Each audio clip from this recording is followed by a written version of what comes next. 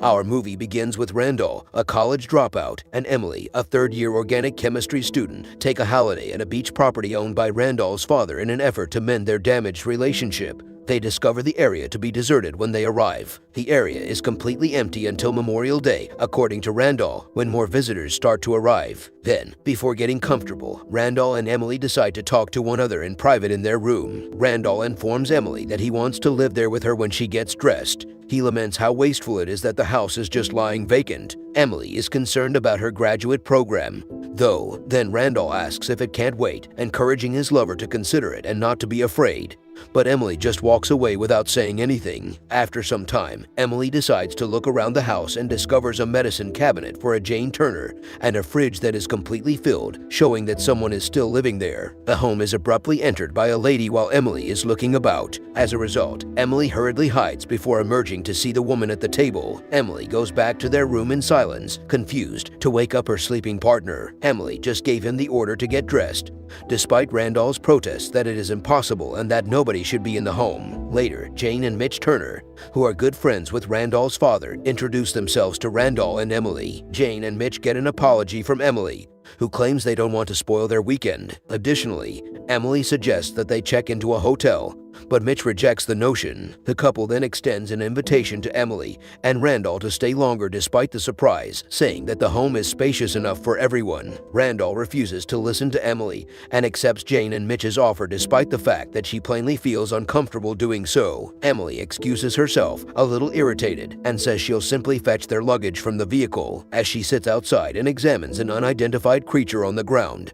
Emily smokes. Then Randall follows, and Emily makes it apparent that she is not content with their current circumstance. Randall, however, claims that it was his father's decision to allow his buddies access to the beach home, not his. Unfortunately, Emily is immediately irritated by his remark. While Emily believes they can't do that with other people there, the goal of their trip is to make things right between them. Emily mentions how Randall abruptly dropped out of school and abandoned her without saying anything since she is feeling upset. Due to this, Randall apologizes to Emily, acknowledges his errors, and promises that they will work things out. Then, Randall assures Emily that everything will be well and affirms his love for her. The four inhabitants share memories over dinner that evening as they eat and eat. Mitch mentions how Randall used to refuse to eat anything they cooked when he was a youngster. Randall is also jokingly encouraged to eat an oyster by Emily, and when he does, he instantly realizes why he didn't like them in the first place. Jane, in the meantime, queries Emily about her course of study. When Emily responds that she is majoring in organic chemistry, Mitch remarks that it is a challenging field. As a result, Emily says that she undertook the challenge somewhat for herself and adds that she plans to pursue astrobiology at the University of Washington. After Emily has finished discussing her coursework, Jane also inquires about Randall's degree. Then Randall responds that he's not at school right now and that he's had enough of it. While Randall, unlike Emily,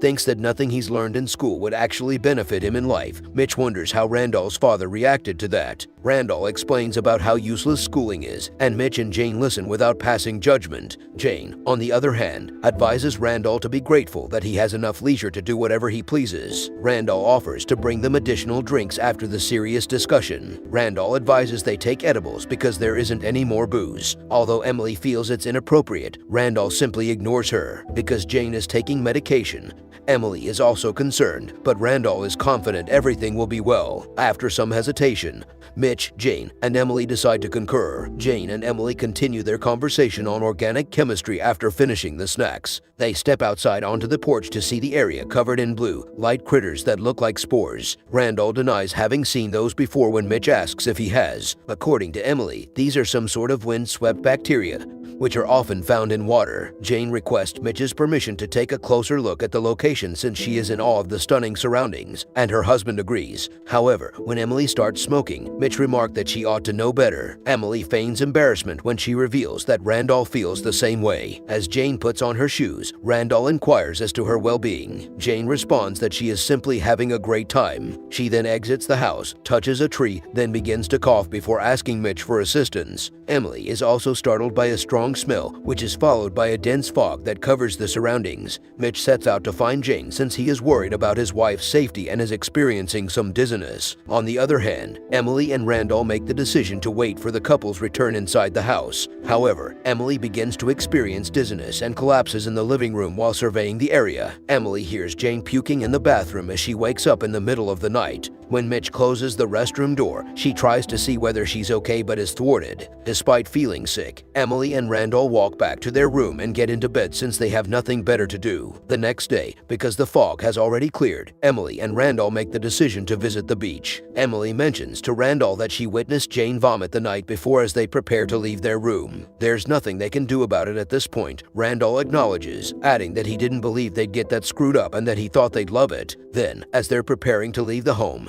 Emily notices Jane sitting at the table acting oddly and sporting blemishes on her skin. She refuses to respond to Emily's inquiries and only advances toward their chamber when Emily brings up Mitch. Randall and Emily search the seashore for Mitch out of concern, but they are unable to locate him. Randall questions why he would abandon Jane without saying anything, and Emily reassures him that he is probably nearby. They simply lay down on the beach and take a nap there because it is hot outdoors. Later, with an unsettled stomach, Randall abruptly wakes up and rushes back to the house to use the restroom, leaving Emily alone herself. In his rush, he regrettably leaves Emily's side with the vehicle keys in his shoe. Randall observes how soiled the sink's water is while in the restroom. Then, as he is leaving, he hears a disturbance coming from upstairs and rushes to see how Jane is doing. As Mitch appears to be acting suspiciously, Emily awakens to find him seated next to her. Beginning with the fact that they traveled to the beach home to offer Jane one final burst of joy, Mitch goes on to say that despite having been together for years, their relationship altered as a result of her sickness. Emily doesn't even dare to interrupt Mitch as he speaks gently about Jane. When Mitch is finished, Emily asks how Jane is, but he merely grins and shifts the conversation. Later, Mitch chooses to go swimming but doesn't surface for air, so Emily makes an effort to find him. She regrettably treads on a diseased jellyfish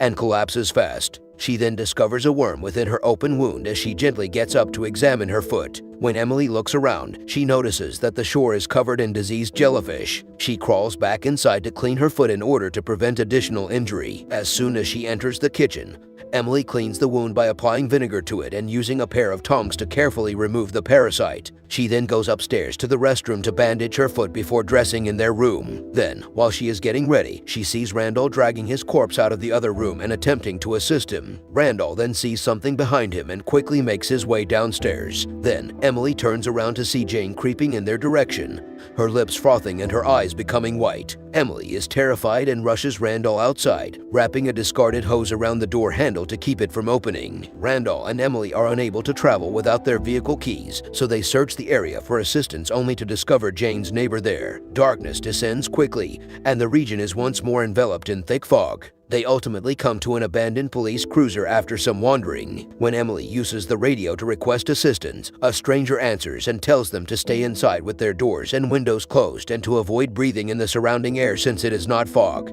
They break into a nearby residence after taking heed of the stranger's advice. When they turn on the television and radio, they hear a program claiming that the airborne particles are ancient bacteria that have been trapped in rocks beneath the ocean and have been freed as a result of the Earth's surface heating up. Emily reassures Randall that it's okay and encourages him to try and hold on when he says that he might not survive, and confesses how afraid he is. After some time, Emily enters the home to seal it off and look around for anything valuable. She eventually discovers diving gear in the basement, including oxygen tanks and a snorkel, and she begins to fill up each tank one at a time. Randall is still listening to the program in the living room when the announcer says that the current situation would result in the extinction of all sophisticated forms of life. Then all of a sudden, he vomits up a mutant version of the shellfish he consumed the previous evening. Emily was about to raise the final oxygen tank when a sound from behind her stopped her. She observes a humanoid crouched over a victim of the virus as she continues her investigation. She runs to carry the oxygen tanks upstairs,